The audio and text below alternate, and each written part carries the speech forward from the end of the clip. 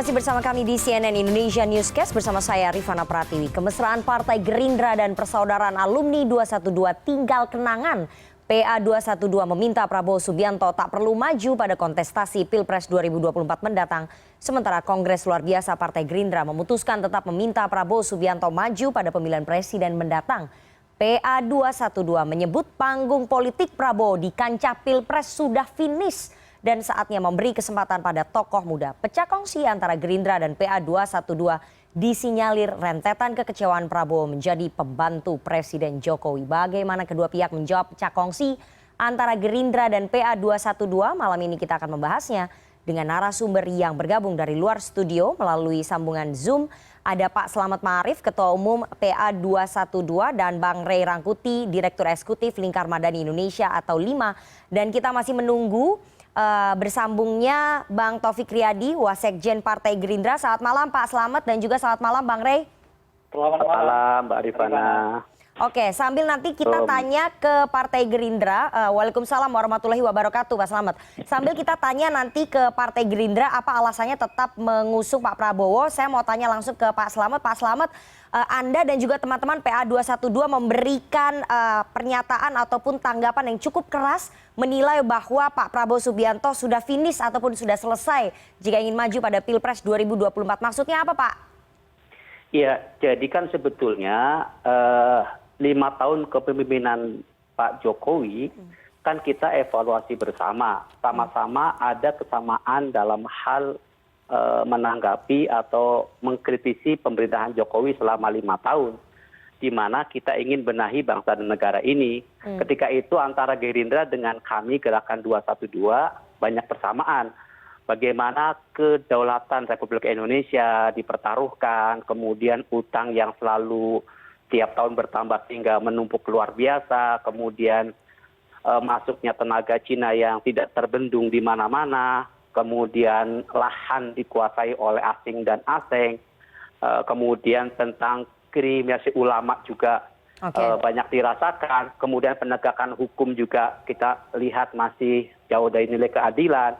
Bahkan tulisan-tulisan Pak Prabowo dalam buku Paradoksnya itu bisa kita baca ada sebuah kesamaan yang harus kita perjuangkan. Sehingga ketika itu kita sama-sama sepakat untuk menyelamatkan bangsa dan negara, untuk sama-sama mengganti kepemimpinan Pak Jokowi secara kondisional lewat Pilpres 2019.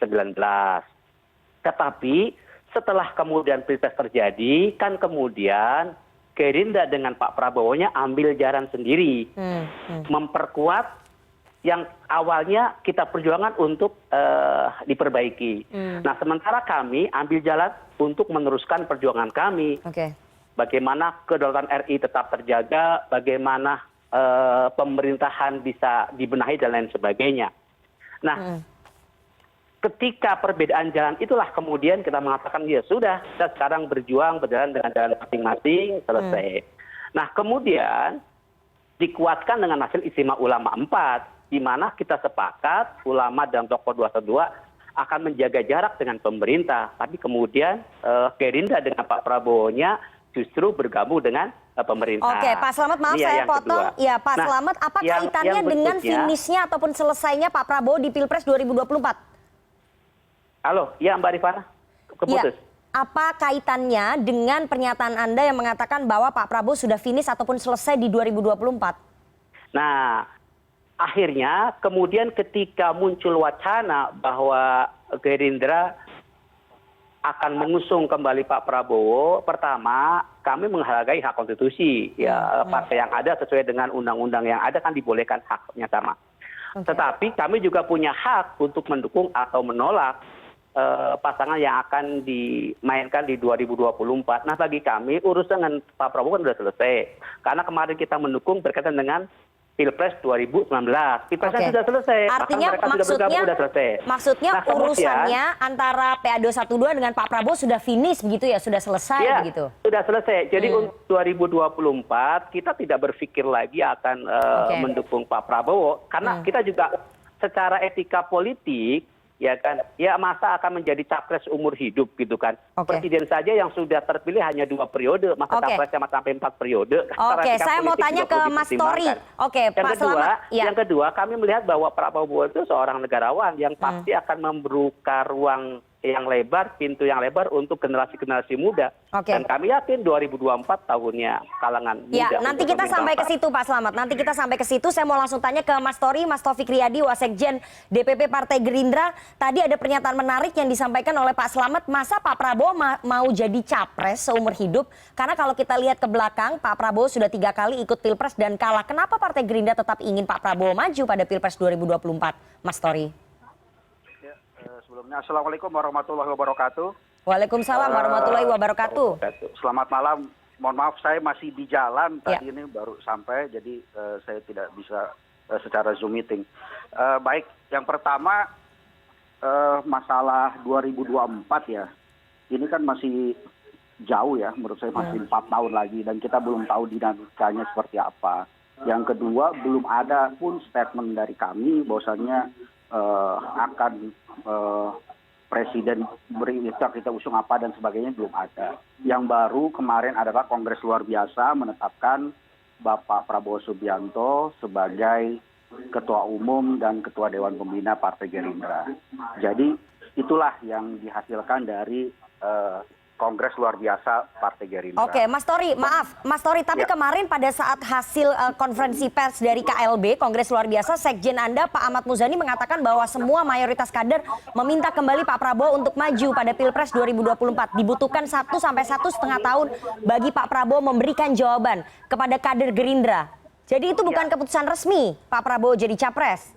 Ya, itu kan usulan dari seluruh ketua-ketua DPD seluruh Indonesia yang menginginkan Bapak Prabowo Subianto untuk kembali mencalonkan sebagai calon presiden. Tapi kan sekali lagi itu belum menjadi satu keputusan karena Pak Prabowo sendiri pun juga belum menyampaikan apa-apa. Jadi kita, karena etikanya kan sekarang kita di dalam pemerintahan, Oke. kemudian kita menjalankan tugas-tugas yang memang sudah diberikan kepada Gerindra dalam hal Ya. ini dari Kementerian Pertahanan dan juga Kementerian Perikanan dan lain sebagainya. Jadi itu yang menjadi fokus kami sekarang Oke, ini, oke. bagaimana kesejahteraan bangsa Indonesia semakin baik. Itu Oke. yang menjadi ini kami. Mas Tori, tadi Anda mengatakan bahwa ini keinginan dari ketua-ketua DPD dan juga DPC pengurus dari Partai Gerindra yang menginginkan Pak Prabowo untuk maju kembali pada Pilpres 2024. Berkaca pada 3 kali mengikuti kontestasi Pilpres kalah, kenapa tetap ingin mengajukan Pak Prabowo sebagai capres di Pilpres 2024? Apa pertimbangannya, Mas Tori? Ya, kalau pertimbangannya kan tentunya makanya kami masih menganggap bahwasanya Pak Prabowo adalah salah satu sosok negarawan yang memang selalu mengedepankan kepentingan bangsa dan negara di atas segala-galanya.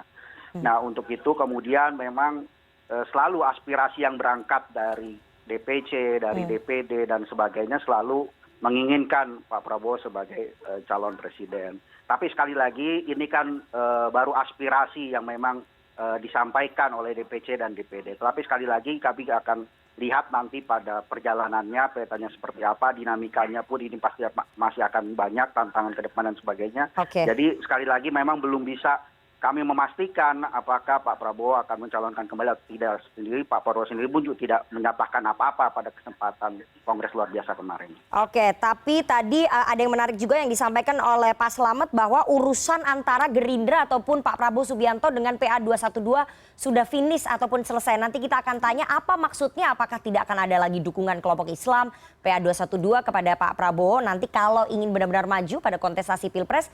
Saya akan tanya ke Bang Rey, jangan dijawab dulu. Bang Rey, CNN Indonesia Newscast segera kembali, jangan kemana-mana.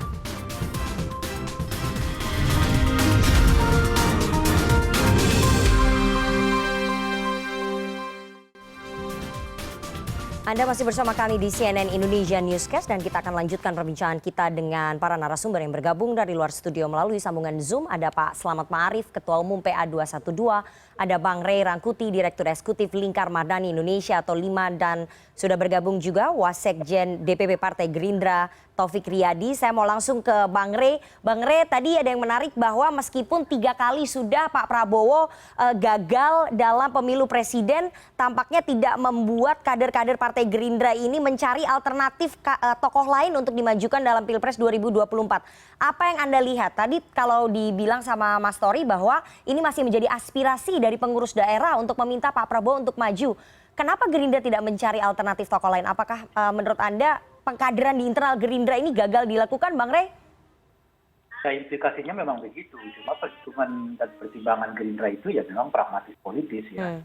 Kalau dari aspek pragmatis politis, memang pencalonan Pak Prabowo itu yang paling realistis. Oke. Sama karena popularitasnya hampir sampai saya kira 90% ya. Mungkin tidak ada calon presiden siapapun saat ini yang popularitasnya bisa mencapai setinggi itu. Oke. Elektabilitasnya bertahan di ranking 1 atau ranking 2 ya.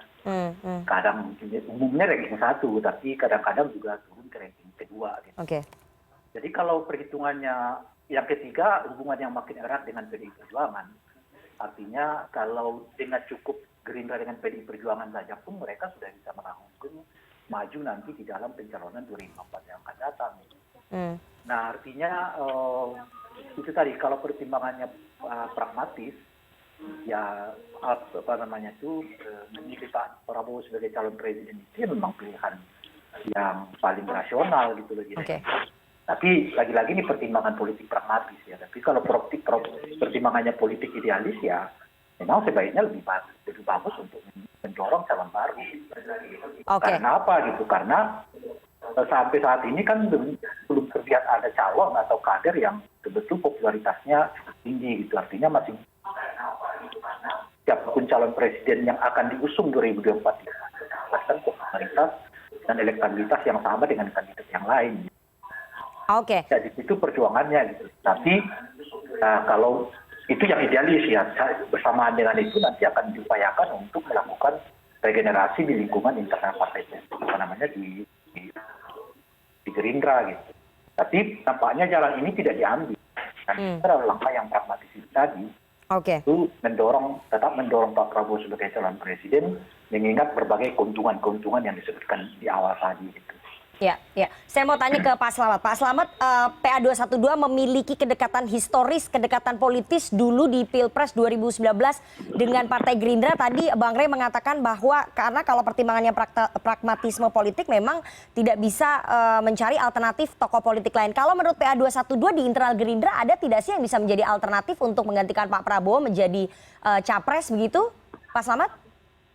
Saya pikir banyak kader ya akan diberikan peluang yang lebar, peluang yang maksimal oleh DPP Gerindra, terutama oleh Pak Prabowo. Kan banyak juga kader-kader Gerindra yang menjadi pemimpin-pemimpin daerah. Ada Wagub DKI Jakarta, ada sekjennya juga ada. Kemudian saya pikir banyaklah tokoh-tokoh dari Gerindra yang kalau diberikan kesempatan yang luas akan 3 tahun ini akan menampakkan jati dirinya. Oke. Terlepas dari itu semua, kalau Gerindra lebih memikirkan kepentingan bangsa dan negara, akan terus tenggelam bersama rakyat, pasti kepentingan partainya akan dinomorduakan. Tapi kepentingan bangsa dan negara, kepentingan rakyat pasti akan dinomorsatukan. Sehingga kepentingan partainya itu nanti akan dipertimbangkan setelah mempertimbangkan kepentingan bangsa yang lebih luas. Walaupun umpamanya di 2024 tidak ada kader Gerindra yang elektabilitas dan popularitasnya tinggi, kan ada juga kader-kader lain. Seperti kepala daerah yang diusung oleh Gerindra. Contoh sebut Pak Anies Baswedan. Itu juga kan di bawah Pak Prabowo popularitasnya dan elektabilitasnya. Kalau diberikan ruang dari sekarang juga akan punya potensi untuk menjadi capres 2024 yang akan menjadi kuda hitam tersendiri buat Gerindra. Di kalangan pengusaha juga banyak, di kalangan partai lain kan banyak juga, di kalangan ulama tokoh juga banyak juga. Di kalangan pengusaha siapa Pak Slamet? Yang dekat dengan Partai Gerindra menurut Anda? Ya saya pikir kalau kalangan pengusaha ya pasti Gerindra lah punya catatan-catatan sendiri. Ya dari kalangan ulama kan banyak juga, ada Ustaz Abdul Somad, ada Hakim dan sebagainya. Artinya semua kader anak bangsa, terutama yang muda, punya kesempatan yang sama 2024 kalau diberikan ruang, dibuka pintu oleh yang sekarang menjadi penguasa negeri ini. Oke. Alangkah baiknya Pak Prabowo menyiapkan kader, Pak Jokowi menyiapkan kader, siapapun menyiapkan kader sehingga 24 menjadi pertarungan yang ideologis untuk menyelamatkan bangsa. Oke, saya mau tanya ke Mas Tori. Mas Tori, kalau diberikan ruang pasti banyak tokoh muda yang muncul. Salah satunya tadi disebutkan oleh Pak Slamet Ma'arif, Gubernur DKI Jakarta Pak Anies Baswedan, kemudian dari kalangan ulama ada Ustadz Abdul Somad dan juga yang lainnya. Tadi saya memancing ke Pak Slamet. Pak Slamet tidak menyebutkan dari kalangan pengusaha yang juga pengurus DPP Partai Gerindra, pengurus Partai Gerindra ada Pak Sandiaga Uno. Kenapa tokoh-tokoh muda itu tidak diberikan ruang ataupun tidak dimunculkan sebagai capres alternatif di Partai Gerindra, Mas Tori? Ya, pertama begini yang tadi saya sampaikan di awal, bahwasanya keputusan KLB belum menetapkan presiden yang ke depan 2024 adalah Pak Prabowo dan sebagainya. Itu baru usulan aspirasi dari daerah dan itu belum menjadi keputusan dari Kongres Luar Biasa Partai Gerindra. Yang kedua, Gerindra tetap mengedepankan yang namanya kaderisasi. Bahkan kita membuat ada namanya Gerindra Masa Depan. Itu adalah anak-anak muda semua yang akan tampil. Bahkan selama ini dalam pemilihan pilkada di daerah-daerah, kita ingat di Jawa Barat dulu Gerindra lah salah satu yang mengusung Pak Ridwan Kamil. Kemudian di Jakarta kita mengusung Pak Anies Baswedan dan lain sebagainya. Bahkan Bang Sandiaga Uno dan lain sebagainya. Banyak sekali kader-kader yang dimunculkan oleh Gerindra. Bahkan nanti di pilkada Tangsel pun kami juga menghadirkan sosok muda Mbak Rahayu Saraswati di sana. Jadi memang sebenarnya ini kita pertimbangkan sangat-sangat untuk kaderisasi itu sangat penting. Makanya saya katakan kita belum bisa memutuskan apa-apa karena dinamika politik kan berjalan seperti dan kita juga akan melihat pada faktanya, pada kenyataannya. Tentunya kita harus memikirkan dan itu masih jauh sekali gitu loh. Yang artinya, jadi artinya tidak menutup kemungkinan bahwasanya Gerindra mencalonkan selain Pak Prabowo gitu. Kita punya ada Bang Sandiaga Uno, ada Pak Fadlizon, ada Pak Ahmad Muzani, ada Pak Sufmi Dasko dan lain sebagainya. Jadi banyak sekali kader-kader Gerindra bahkan yang tadi disebutkan di kepala daerah yang diusung oleh Gerindra selama ini memang itulah menunjukkan bahwasanya Gerindra memikirkan masa depan. Bahkan Pak Prabowo dalam Kongres kemarin menyatakan kepengurusan ke depan 50% akan diisi oleh anak-anak muda. Jadi ini yang menjadi keinginan kami semua bahwasanya ke depan memang milik generasi muda, generasi masa depan dan itu yang dipikirkan juga oleh Gerindra. Jadi jangan dikunci dengan KLB kemarin sudah mewacanakan akan memunculkan Pak Prabowo kembali. Buat apa kalau generasi di daerah-daerah diberikan peluang, tapi kemudian dikunci untuk kepemimpinan nasional? Itu kan nggak bisa. Itu yang tadi saya sampaikan, Pak negarawan. Pak Ma'arif. Mohon maaf sebelumnya. Jadi sekali lagi itu aspirasi, baru aspirasi dari daerah-daerah dan itu pun belum diberikan pernyataan apa-apa oleh Pak Prabowo.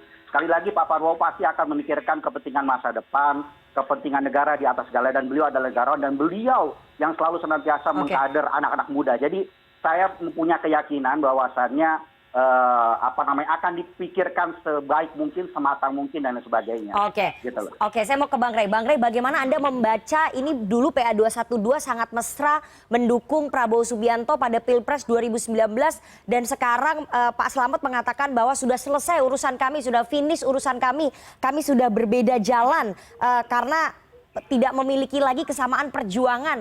Apa yang Anda lihat di sini? Apakah memang ada suara-suara kekecewaan dari teman-teman PA 212 karena Pak Prabowo masuk ke dalam gerbong pemerintahan atau seperti apa, Bang Rey? Ya kecewa lah, apalagi bahasanya. Bukan hanya kecewa menurut saya sih, mereka merasa ditinggalkan kan. Ya tetapi ya nggak bisa nggak bisa disesali gitu karena penyisiran isu sebetulnya yang dilakukan oleh PA 212 kepada Pak Prabowo juga nggak cermat-cermat amat gitu.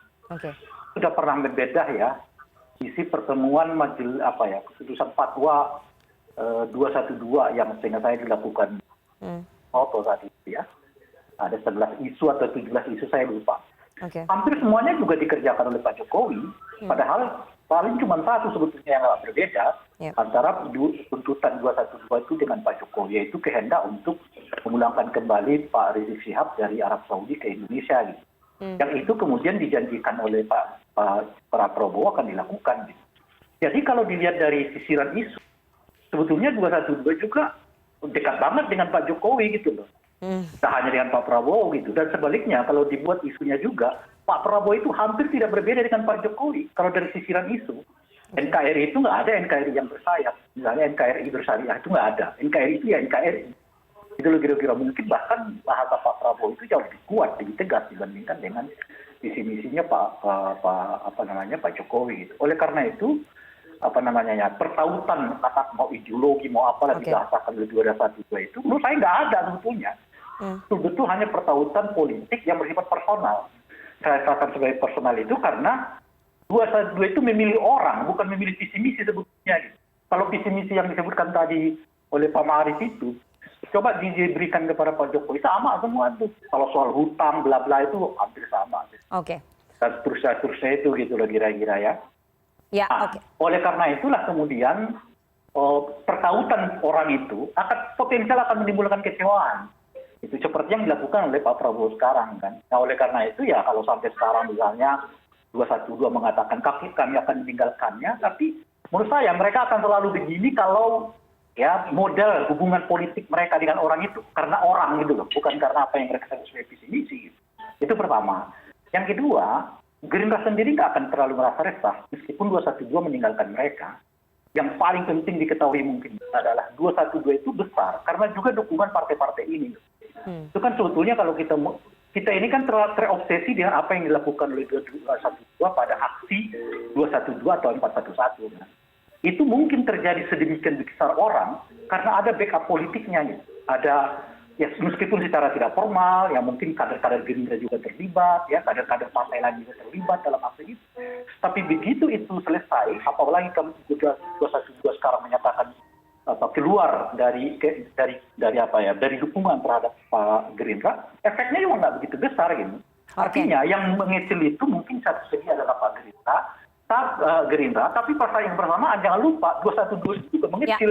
Karena sebetulnya basis masa mereka itu selama ini juga banyak ditopang oleh para pendukung partai politik ini gitu. Nah oleh karena itu tidak terlalu gelisah, tidak terlalu risau gitu, apalagi survei-survei yang selama ini ya setidaknya setelah Pilpres, setelah Pak Prabowo masuk ke ke gerbongnya Pak Jokowi gitu, selalu tetap mengumpulkan Pak Prabowo, artinya nggak ada pengaruhnya. Mau 212 masuk, 212 mendukung gitu, karena elemen 212 sendirinya mengecil bukan saja karena banyak orang partai yang tidak lagi serta-merta dengan 212, tapi harus diingat sejak habis Pilpres kemarin, bahkan menjelang Pilpres kemarin, 212-nya juga sudah mulai terpecah kan. Ada yang masuk partai PDI Perjuangan ya, sebagiannya macam-macam dan seterusnya. Oke. Nanti kita akan tanya ke Pak Taufik Riyadi. Tahan dulu Bang Rey, kita akan tanya kepada Pak Taufik Riyadi dari Partai Gerindra bagaimana Gerindra melihat kekecewaan dari PA 212 dan retaknya hubungan politik antara PA 212 dengan Partai Gerindra dan juga Prabowo Subianto. Jangan dijawab dulu Bang Tori, CNN Indonesia Newscast segera kembali usai jeda, jangan kemana-mana.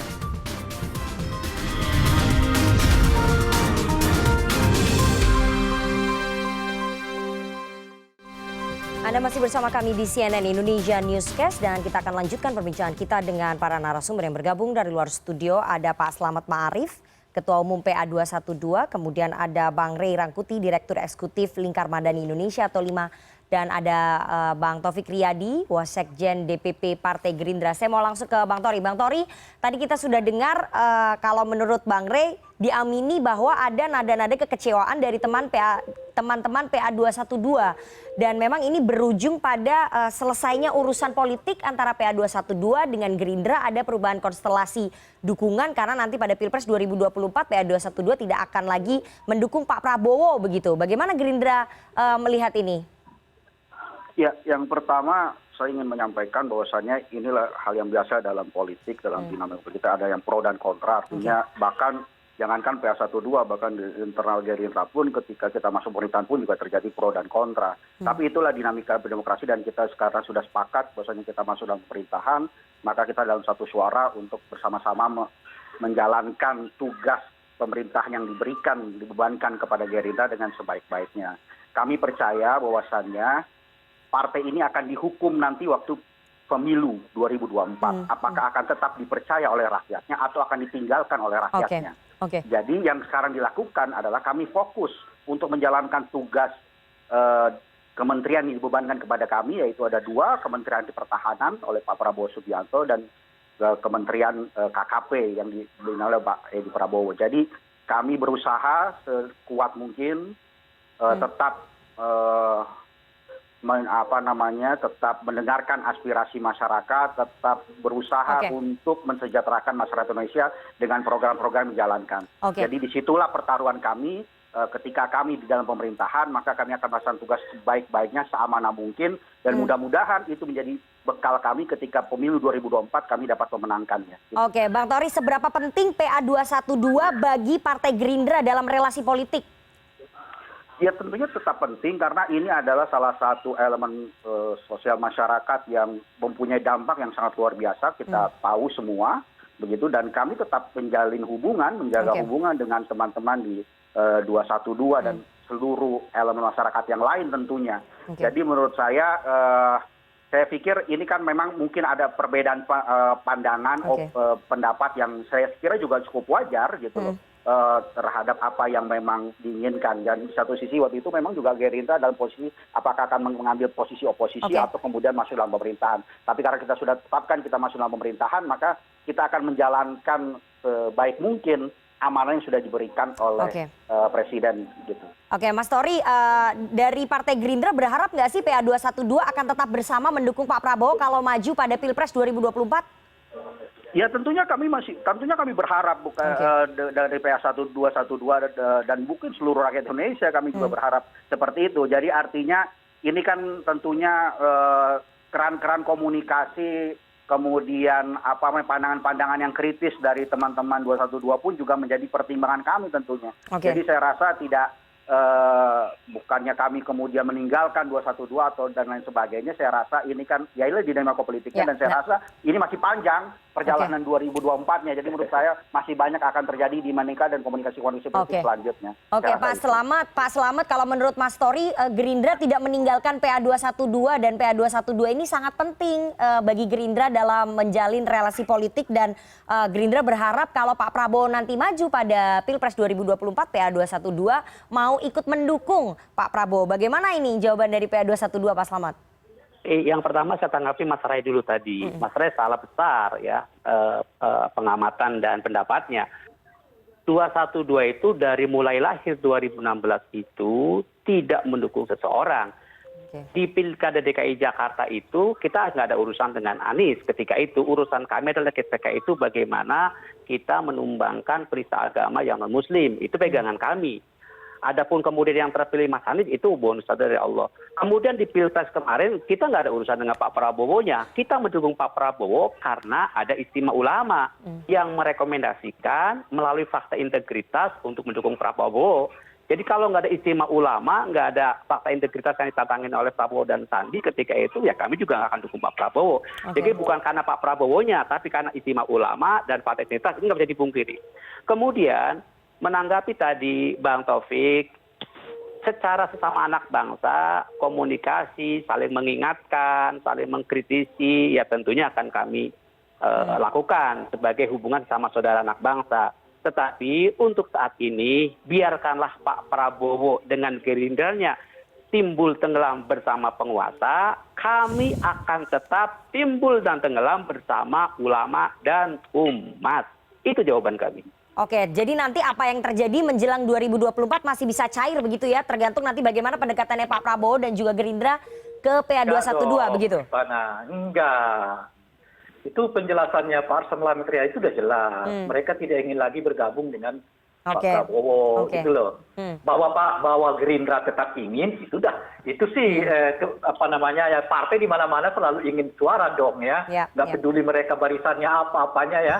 Selama menguntungkan bagi suara mereka ya mereka pingin gitu. Tapi di pihak Pak Slamet sudah mengatakan putus hubungan gitu. Setidaknya sampai hari ini ya kan. Tapi kan politik cair Bang Rey, apa yang terjadi hari ini belum tentu terjadi di hari berikutnya. Tentu, kita kan berbicara ini bukan tidak berbicara masa depan kan.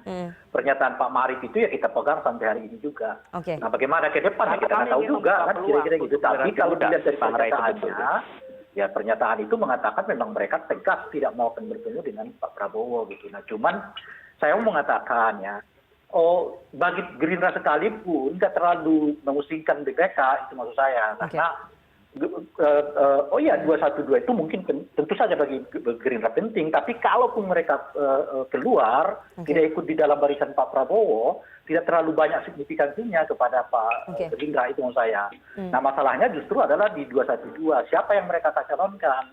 Nah, yang terbuka kemungkinan adalah Anies Baswedan. Tadi juga Pak Salam Sarif sudah menyebutkan itu.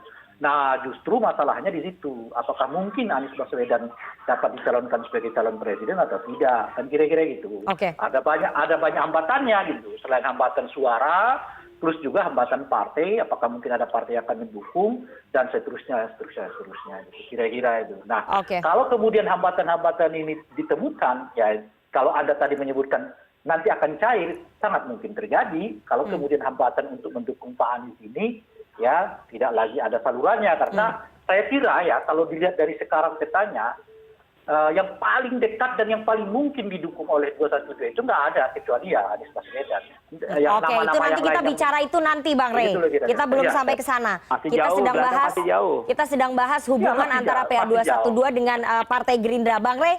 Tapi dengan keluarnya ataupun retaknya hubungan antara PA212 dengan Gerindra dan juga Pak Prabowo Subianto, apakah nanti kalau Pak Prabowo mencalonkan akan kesulitan untuk mengambil suara kelompok Islam, Bang Rey? Enggak, kan seperti yang saya sebutkan tadi tidak.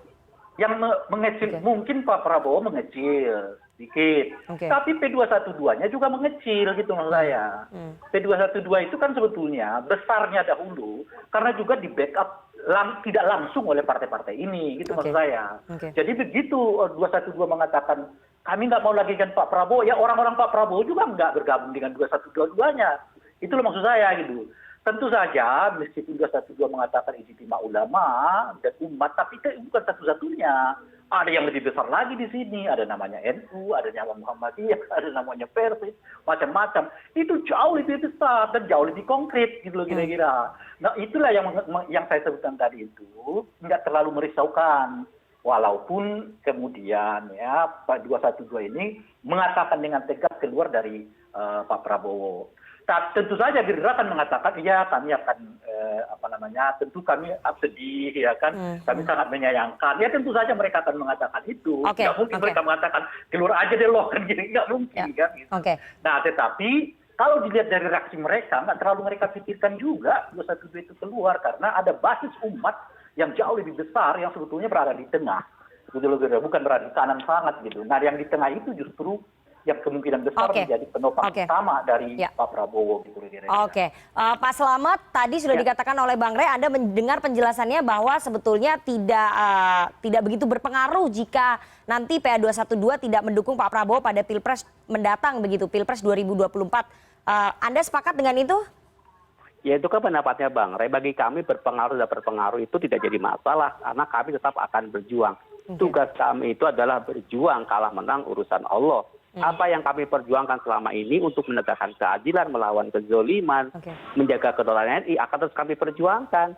Ya tidak ada urusan dengan partai politik mau dukung mau nggak dukung, mau ngaruh nggak ngaruh, bagi kami nggak ada urusan. Karena kami komandonya bukan di Kertanegara, komando kami bukan di Prabowo, saat ini komando kami di Imam Besar Habib Muhammad bin Hussein Syihab. Makanya apapun yang diputuskan oleh beliau, kami akan perjuangkan semaksimal mungkin, hidup mati tenggelam bersama ulama dan umat.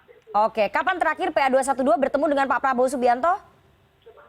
Ya ketemu terakhir waktu sebelum di Bawaslu, setelah ada keputusan Bawaslu ya sudah kita nggak pernah ketemu lagi. Artinya sudah tidak ada pertemuan ya. Tidak ada komunikasi dengan Pak Prabowo, tapi tidak bisa dipungkiri dengan kawan-kawan selama ini silaturahim, kawan-kawan Gerindra ya sebagai mana sahabat masih komunikasi. Saya mau tanya terakhir ke Bang Tori. Bang Tori, ada rencana mungkin mempertemukan antara teman-teman PA212 dengan Pak Prabowo Subianto ataupun dengan Gerindra agar relasi politiknya ini kalau sesuai yang tadi Anda sampaikan, Gerindra tetap berharap melihat bahwa PA212 adalah mitra yang penting dalam relasi politik, Mas Tori? Ya saya rasa terbuka. Silaturahmi ini tetap terbuka antara kami dengan PA1212 tidak menutup kemudian karena perbedaan sekarang ini. Saya rasa tadi disampaikan Pak Marif, saya setuju bahwasanya tetap bersilaturahmi, kami tetap juga menghormati keputusan dari teman-teman di PA 212. Kan intinya adalah apa yang diperjuangkan sebenarnya. Sekarang Gerindra sedang berjuang di dalam bagaimana mensejahterakan masyarakat Indonesia dengan apa yang dibebankan kepada kami. Itu yang kami akan sukseskan. Jadi saya rasa mudah-mudahan ini akan menjawab nantinya ketika dilihat memang ternyata kehadiran Pak Prabowo, kehadiran Pak Edi Prabowo di pemerintahan ini mensukseskan, mensejahterakan rakyat Indonesia. Jadi saya rasa itu yang kemudian juga akan menjadi pertimbangan buat teman-teman di PA 212 juga melihat gitu loh. Jadi saya rasa itu yang paling penting sih itu menurut saya, karena mungkin kan orang melihatnya terlalu head to head antara 212. Saya rasa kan itu ya perbedaan pendapat yang wajar-wajar saja, dan ini kita masih dalam suasana yang cukup baik. Saya ingin penegasan saja, artinya keputusan mengajukan Prabowo Subianto sebagai Capres 2024 oleh Partai Gerindra belum final, masih ada ruang bagi tokoh-tokoh lain yang akan diajukan, begitu Mas Tori? Jaminan Anda dan juga Partai Gerindra? Iya, pasti. Itu karena memang kita juga belum memikirkan itu, ini baru sebatas aspirasi dari daerah, yang itu pun juga belum diputuskan dalam Kongres mungkin hanya alam yang bisa dan kita masih melihat ini nggak usah kita kemana-mana lagi lah, gitu saja. Bila alam yang membuat keputusan lain itu sayang sekali Bapak-bapak, waktu kita sudah habis, tapi kita nanti akan menunggu bagaimana Partai Gerindra memutuskan secara resmi siapa yang akan diusung sebagai calon presiden pada 2024. Pemilu masih panjang, kemungkinan hubungan bisa diperbaiki antara PA 212 dengan Partai Gerindra juga masih bisa terjadi. Nanti kita akan lihat banyak akrobat-akrobat politik menjelang kontestasi pemilu presiden 2024. Terima kasih 3 orang narasumber yang sudah bergabung pada malam hari ini. Ada Mas Taufik Riyadi, kemudian ada Pak Slamet Ma'arif dan juga Bang Ray Rangkuti. Selamat malam dan terima kasih sudah bergabung di CNN Indonesia Newscast malam hari ini.